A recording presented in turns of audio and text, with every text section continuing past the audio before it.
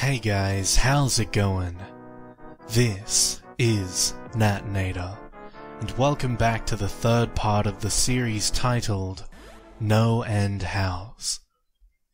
This particular part is named Origin of Ending Part 1, so let's get right into it. Now as always, turn out the lights, get comfortable, and let the story continue. David stumbled to his car in a daze. The last couple of hours were a complete blur. Haunting images would sporadically cross over his mind, slowly reminding him of the hell he's now leaving behind. He felt in his pocket for his phone and dialed 911. There was no way he could explain any of this, but for some reason, his first reaction was to call.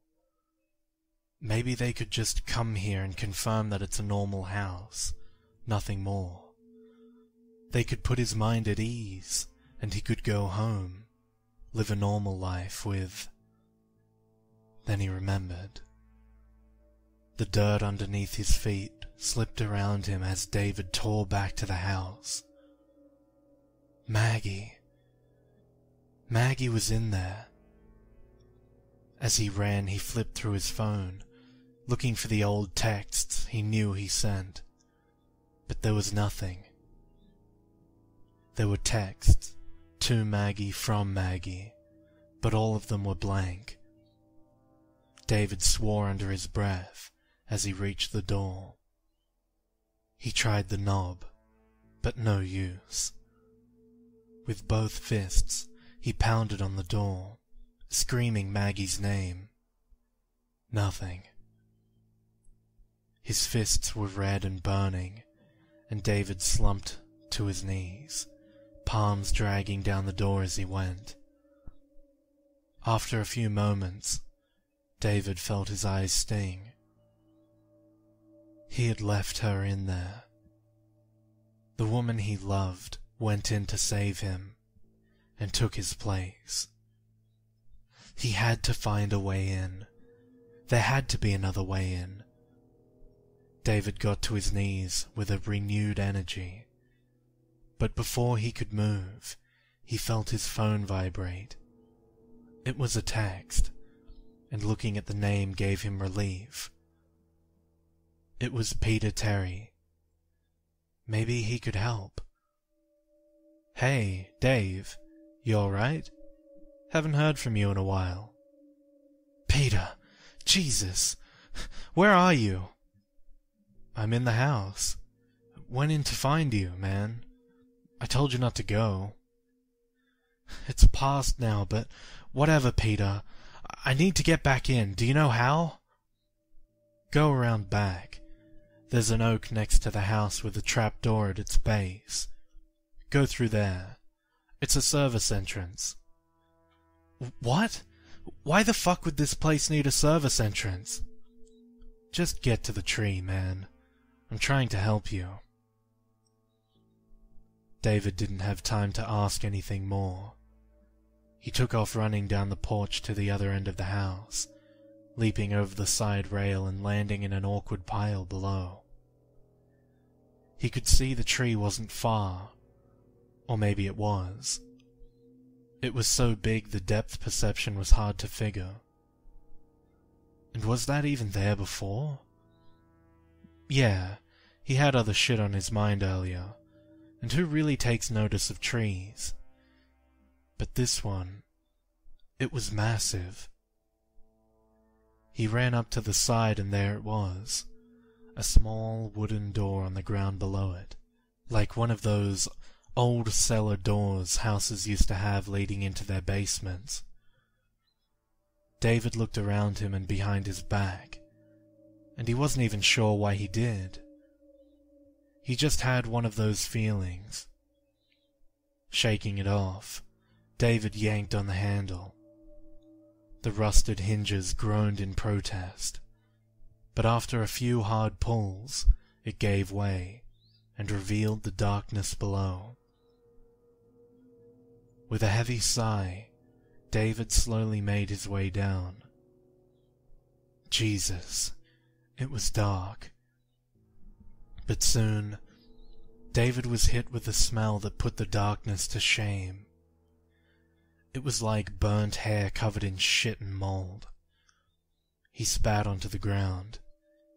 He could fucking taste that smell. David got his phone out and turned it to its highest brightness. It wasn't much, but he was at least able to see the surrounding walls. Looking around in the dim light, David noticed something strange. He hadn't been in too many underground tunnels, to be fair, but he assumed the walls would be dirt, mud, or something like that. He couldn't quite see what it was, but it wasn't anything man-made, or that could pass as dirt. Curiosity got the better of him, and with his phone outstretched, he went up to one of the side walls. He had to get close to see it, with the phone almost touching the wall. David's eyes grew wide. No, can't. With his other hand, David prodded at the wall. It gave a bit, but it was solid. He was reminded of the smell, and now knew its origin. It was flesh. The walls of this tunnel were covered in burnt skin. David moved the phone a few inches and followed the light. He saw areas where different skins were sewn together with some rough metallic string, almost like copper wire. One section made his stomach turn over on itself. It was a face. A human face, stretched out and elongated, with the eyes and mouth sewn shut. The nose was removed, and the hole that was left behind was burned as well. Maybe it was the smell, or the sight of this, but David couldn't take it. With a lurch, he turned to the side and vomited on the ground. The tunnel went on for ages.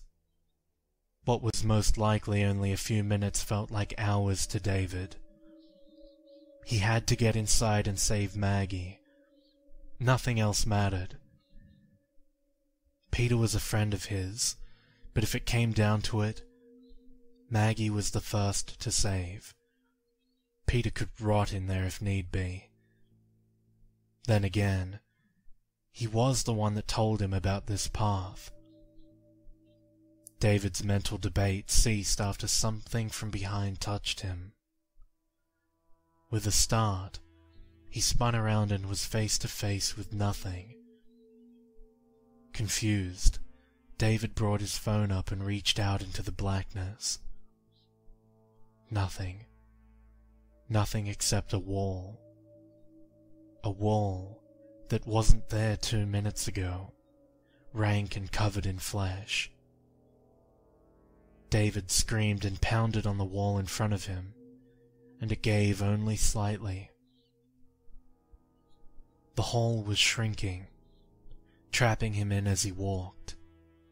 It hit David like a train.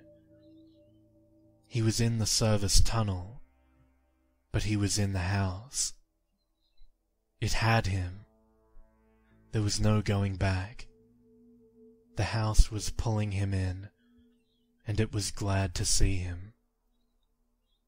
Earlier, this may have fazed David more than it did at that moment.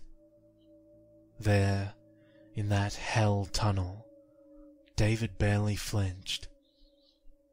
He had seen what this place was capable of, and he had witnessed some of the most sanity-testing experiences imaginable. He'd seen it all, or at least he thought. As he walked, David could now hear the tunnel shrinking in from behind. The grinding, sloshing noise of flesh twisting on itself to seal him in, made him feel sick again, but he only sped up his walking. After a moment, he heard something that made him stop dead in his tracks. It was a voice. A girl's. And it wasn't Maggie's. "Why did you come back? Why did you come back?" David stood there frozen. The voice seemed to come from everywhere. "Why did you come back? Why?" The screaming was getting closer, and David braced himself against the back wall. Soon, he heard the thudding footsteps of someone running towards him. And then he saw her. A girl, no older than 13, running up to him, yelling her constant question. David was too stunned to react short of just standing there. The girl ran up to him and began to pound on his chest with her fists, hard at first, but then weakening, like a spoiled girl hitting the ground when she doesn't get her way. "Why? David, why did you come back?" The girl slumped to her knees in front of him, with one final hit against his leg. David stood there in shock, hands slightly raised and tense. His fear began to ease out of him. She clearly wasn't a threat, and didn't seem to be a ghost or anything. "Hey," he began. "It's all right. Who are you?" The girl jumped slightly at his words. Slowly she lifted her head to look at David. His heart sank as he saw her face. No eyes. Absolutely no eyes. Blackness. And when she spoke, he could see inside her mouth. No tongue and no teeth. Just a void. "You came to save us, didn't you?"